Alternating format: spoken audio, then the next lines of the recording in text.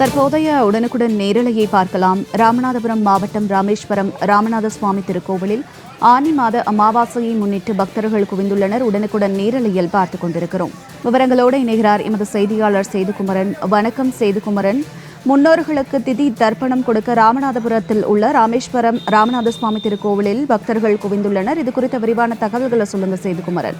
கண்டிப்பா ஜனனி. ராமநாதபுரம் மாவட்டம் ராமேஸ்வரம் உலக பிரசித்தி பெற்ற ராமநாத சுவாமி திருக்கோயிலில் இன்று ஆனி மாத அமாவாசையை முன்னிட்டு ஏராளமான பக்தர்கள் முன்னோர்களுக்கு திதி தர்ப்பணம் கொடுக்க அக்னி தீர்த்தக்கரையில் குவிந்த வண்ணம் உள்ளனர். இவர்கள் முதற்கட்டமாக அக்னி தீர்த்தக்கரையில் தீர்த்தமாடிவிட்டு அதனுடன் முன்னோர்களுக்கு திதி தர்ப்பணம் கொடுத்துவிட்டு அதன் பிறகு கோயிலுக்குள் உள்ள புனித தீர்த்தமான 22 தீர்த்தங்களை தீர்த்தமாட இணைந்து தீர்த்தமாடி வருகின்றனர்.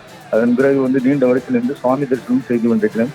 அதிக அளவில் வாகனங்களும் அதிக அளவில் பக்தர்கள் வந்ததால் போலீஸ் பாதுகாப்பு 300க்கும் மேற்பட்ட போலீஸ் பாதுகாப்பு பணியில் ஈடுபட்டேன்.